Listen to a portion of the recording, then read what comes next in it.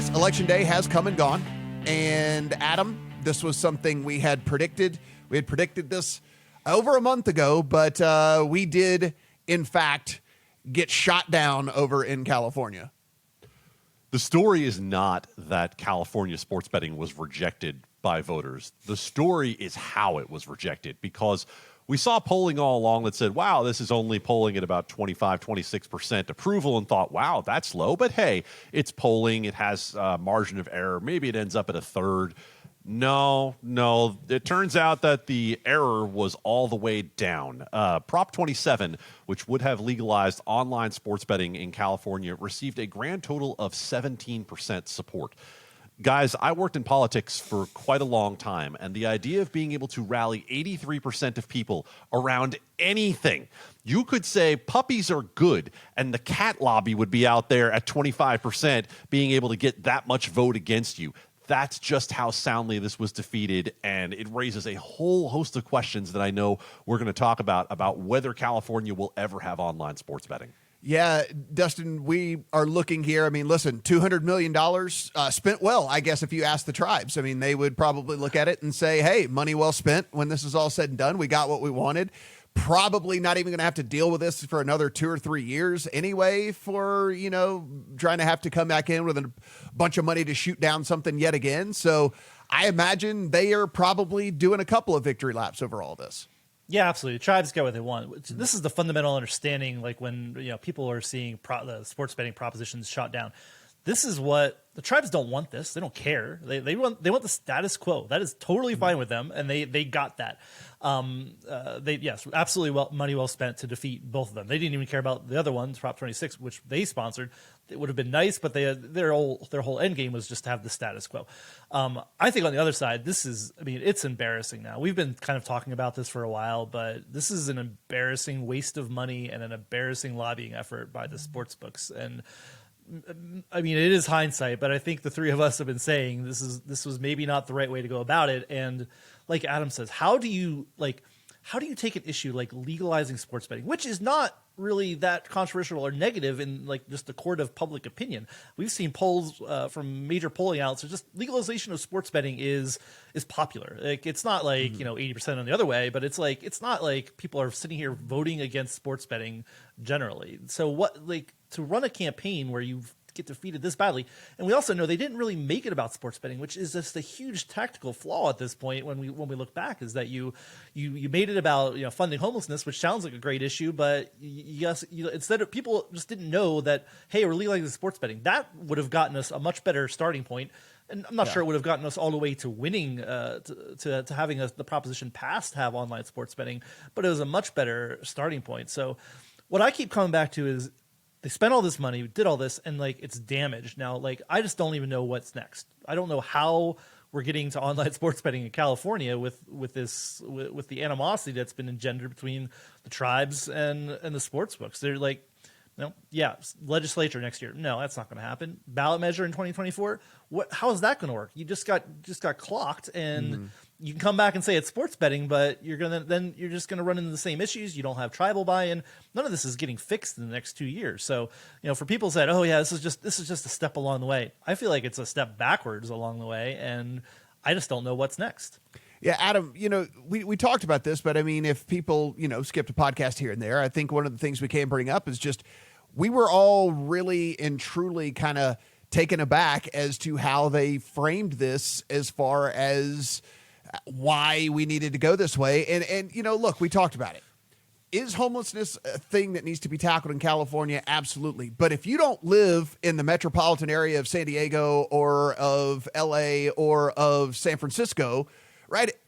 People don't realize California, there's a lot of country. Like, there's a lot of middle America in California. I know it doesn't seem like that because we only think California is Hollywood and the beaches and stuff or whatever. And so this issue did not matter at all to a massive amount of people out there. Like, it could not have possibly registered less than it did with so many people. And so instead of talking about the virtues of online sports betting and focusing strictly on tying it to this one issue, I thought it was kind of DOA from the get-go. And of course, hindsight 2020, not even getting 20% of the vote, we know that for sure it definitely was DOA. So I dug into the county by county numbers a little bit because I wanted to see how that urban versus rural divide played out.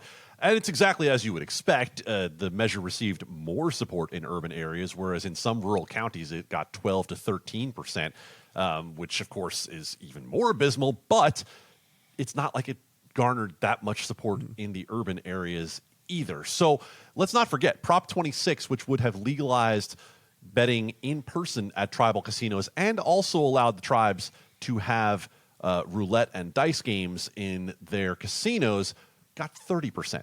And if we were just looking at that in a vacuum and saying, wow, 30%, that's terrible, we would be saying, what exactly went on with Prop 26, right? It's just that Prop 27 was so much worse that we're looking at Prop 27. And if we pull it out in the macro view and say what comes next, well, like Dustin mentioned, the ballot's going to be almost impossible to do again. Legislatively, it's not like it hasn't been tried before. This was tried a little more than a year ago, and it failed miserably as well against tribal opposition. And if we pull it even to the wider view, go to Florida, where when tribal opposition was there, they couldn't even qualify it for the ballot, could the sports books. So there is a broader theme developing here that if the commercial interests think they're going to be able to make end runs around the tribes, it's been made very clear in multiple states that that's not going to work. So, Dustin, first off, we say subscribe, rate, and review.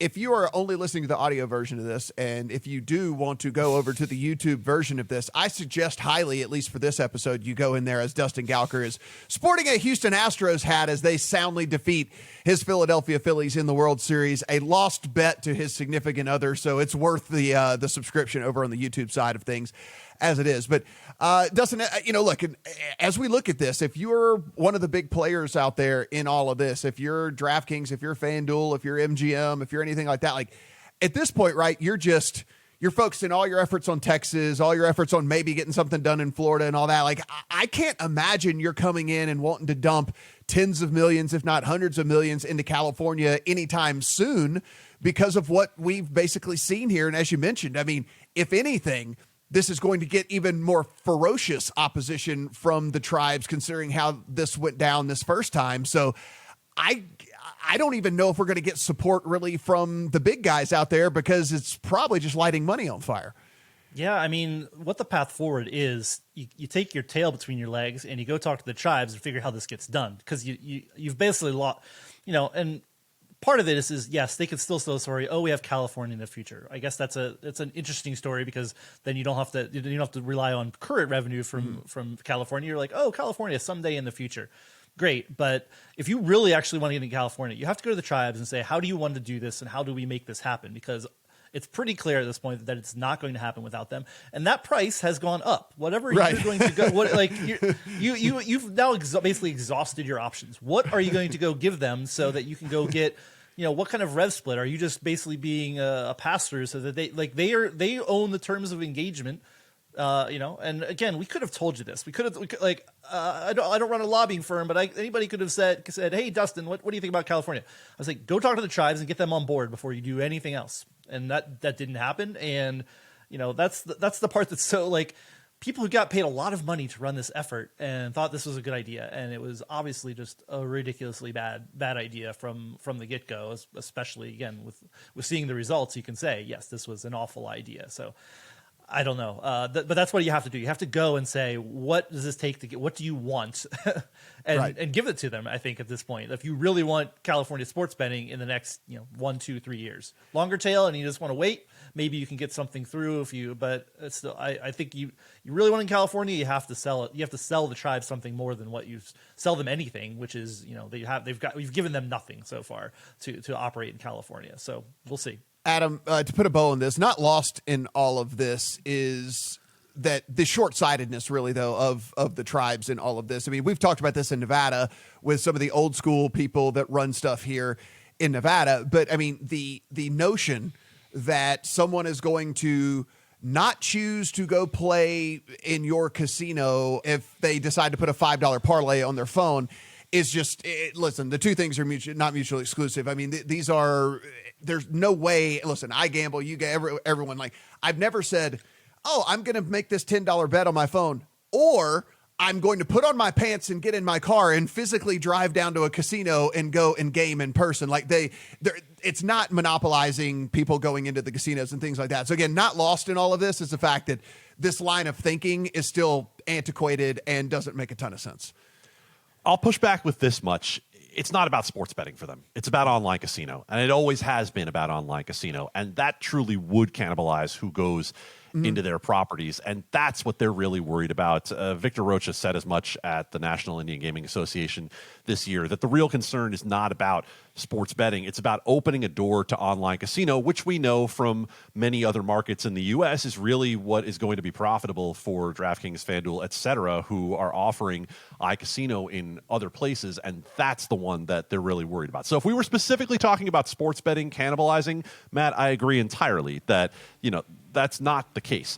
But if we're going to start talking about offering online slots and et cetera, then I think that there is a concern to be registered there.